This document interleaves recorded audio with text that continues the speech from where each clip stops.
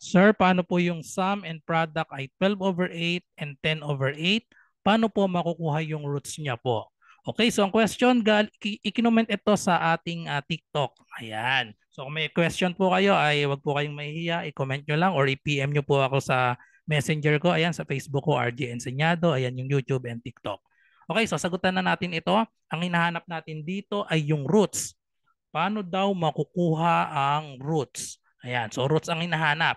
So gagamitin natin yung shortcut na formula natin para sa sum and product. So meron na akong nai-upload na video para dito sa formula ng sum and product. So ang formula para sa sum and product, so meron na tayong shortcut formula para dyan na dinerive pa natin.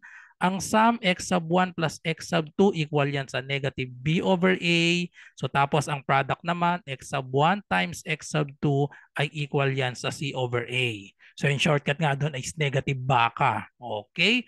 So i-substitute lang natin yung given. Ang sum daw ay 12/8. So we have 12/8 and then ang product naman ay 10/8. So ayan, so malalaman na natin yung mga values ng A, B, and C. So pag may values na tayo ng A, B, and C, isa-substitute lang natin dito sa ating standard form ng quadratic equation, ax squared plus bx plus c equals 0. So dito sa ating equation, so negative b over a is 12/8. So yung a natin parehas na siya na 8. Ayan, ang a natin ay 8. So since parehas na ito, hindi na natin kailangang pagparehasin. Kasi pag may time na yung nakuha nating sum and product, magkaiba yung denominator natin na 8. So kailangan pagparehasin natin yon, i-convert natin sa similar, ano dapat yan. Similar fractions yung parehas yung denominator. So dahil parehas ng 8 yung denominator natin, so ang value na agad ng A natin is 8. So ang B natin, so dito natin kukunin yung B. Negative B over A is 12/8. So yung A natin, yung denominator 8. Ang B naman natin, dahil negative ito, lalagyan lang natin ng negative itong 12 natin dito. So B is equal to negative 12 and then ang C natin ay equal dito sa 10. So ang standard form na ng quadratic equation natin, is-substitute lang natin yung value. So we have 8x squared minus, so ang B natin negative 12, so negative 12x plus C, so C is 10 equals 0. So ngayon pwede na nating masolve yung roots niya. Paano makuha yung roots? So dahil meron na tayong quadratic equation, so isolve na lang natin ito, pwedeng by factoring, pwedeng by completing the square, or pwedeng by quadratic formula. So pag tinry nyo dito yung factoring, hindi siya factorable. So ang itatry na lang natin dito ay yung quadratic formula dahil may coefficient din na 8 itong x squared natin. Maganda yung completing the square kapag ang coefficient nitong x squared ay 1 lang. Okay, so pero bago yun, para mapaliit yung mga numbers, pwede nating i-divide both sides by 2. Kasi kung mapapansin niyo yung mga coefficient natin, 8, 12, and 10, lahat divisible by 2 para mas mapadali yung pagsosolve natin. So 8 divided by 2, so we have 4. Kopyahin lang yung x squared. Negative 12 divided by 2, so we have negative 6. X plus 10 divided by 2, we have 5 equals 0 divided by 2 is 0 pa rin. Okay, so ngayon pwede na tayong mag-quadratic formula. So anong quadratic formula natin? X is equal to negative b plus or minus square root of b squared minus 4ac all divided by 2a. Okay, so ano ang a natin? So dito na natin isulat. Ang a natin is 4, b is negative 6, and then c is equal to 5. So kapag ang ginamit natin itong set na 4, negative 6, 5 at or kaya naman itong 8, negative 12, 10, kahit hindi nyo ni-lowest term ito, dinivide sa 2, same pa rin yung kakalabasan ng roots natin dahil sa huli isi-simplify natin ito.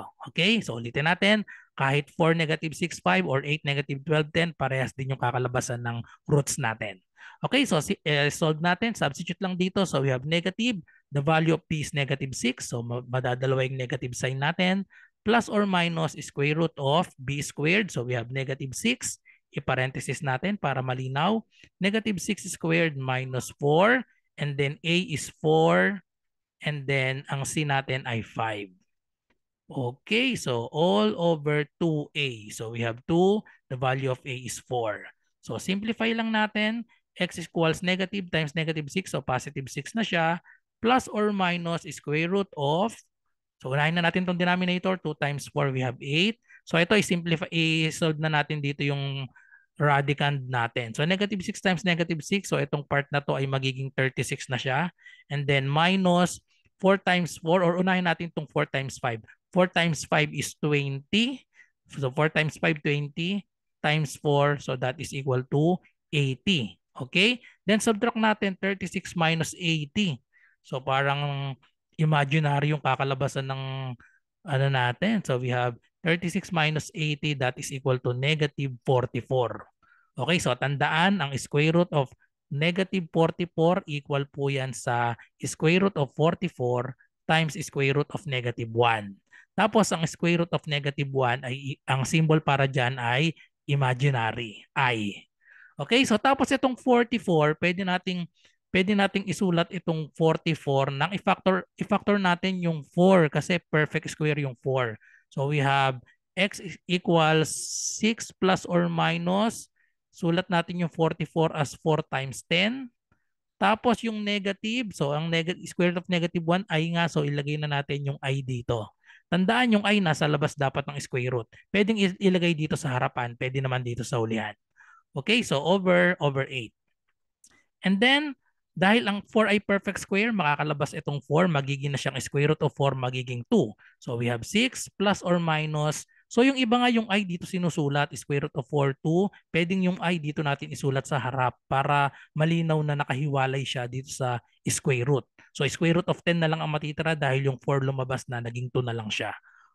All over 8. So therefore, ang final answer na natin, 6, 2, and 8. So lowest term lang natin. Lahat ay pwedeng i-divide sa 2. Bukod tong square root of 10, wag nang papakialaman tong 10. So ito lang 6, 2, and 8. I-divide lahat sa 2. So therefore, magiging final answer na natin, 6 divided by 2 is 3. Plus or minus yung 2 divided by 2, 1 na lang. So no need to write. So just write I, square root of 10 over 8 divided by 2 is 4. So therefore, ito na yung dalawang roots natin. Paghihiwalayin na lang natin, isang positive tapos isang negative. So yan ang roots kapag ang sum at product ay 12 over 8 and 10 over 8. So imaginary ang ating imaginary ang roots ng equation na nabuo natin. Okay, so that's it. So I hope nagustuhan yung explanation ko para sa problem na ito. So thank you for watching. Kung meron po kayong math question, ay i-comment nyo lang dito sa aking channel. Pwede sa aking FB group or i-DM nyo ako sa aking messenger. Ayan, nakalagay. RJ Enseñado ang aking Facebook. Okay, so kita-kita po tayo sa mga susunod pang mga review para sa grade 9 mathematics or para dito sa quadratic equation. So bye-bye and God bless.